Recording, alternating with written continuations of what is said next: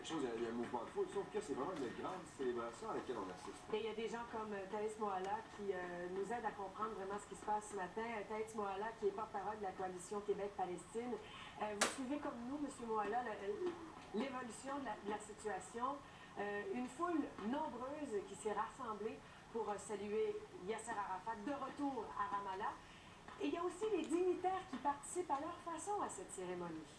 Oui, évidemment, les dignitaires sont à l'intérieur, c'est un peu plus contrôlé, comme le disait M. Antonios tout à l'heure, et je confirme qu'il ne s'agit pas du tout d'émeutes, ce n'est pas une confrontation entre personnes, les gens le font à leur manière, là peut-être que ça peut choquer ici, parfois les tirs de Kalachnikov, puis tout ce qu'on voit à l'écran, mais c'est tout à fait normal, c'est un hommage donc digne pour M. Arafat. M. Arafat a longtemps été un combattant par les armes aussi, évidemment certains diront terroriste, ce qui n'est pas le cas parce qu'un combattant pour la liberté à mes yeux.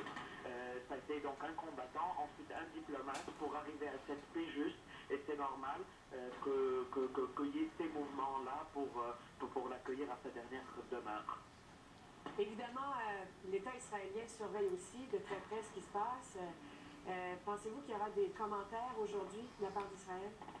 On attend toujours certains commentaires du gouvernement israélien qui ont fait mal au cœur il y a 2 ou 3 jours où on parlait de l'endroit d'enterrement qui aurait été possiblement Jérusalem. Bon, on a vu Jérusalem, c'est les rois juifs qui sont enterrés là, c'est pas les terroristes arabes.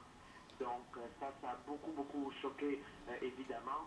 Donc on peut avoir des commentaires des plus mesurés d'un côté comme un peu ce qu'on a eu avec M. Pérez, donc la gauche travailliste, qui essayait de dire s'il vous plaît évitez des propos intempestifs parce que Arafat représente quelque chose de vraiment très important pour les Palestiniens.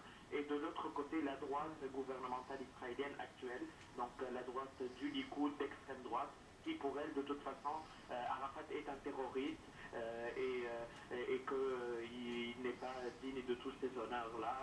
Donc je ne sais pas trop c'est qui va l'emporter, mais sachant que c'est la droite sioniste actuellement qui est au pouvoir, les déclarations dans le sens bien fait, on est débarrassé, risquent de fleurir et de se rajouter davantage. Monsieur Moala, j'ai en main une dépêche d'agence de presse qui confirme, ce sont des porte-paroles de la sécurité palestinienne qui confirment que Yasser Arafat a bel et bien été enterré. Tout de suite, on donne la parole à Rachel Antonius, spécialiste du Proche-Orient. Monsieur Antonius,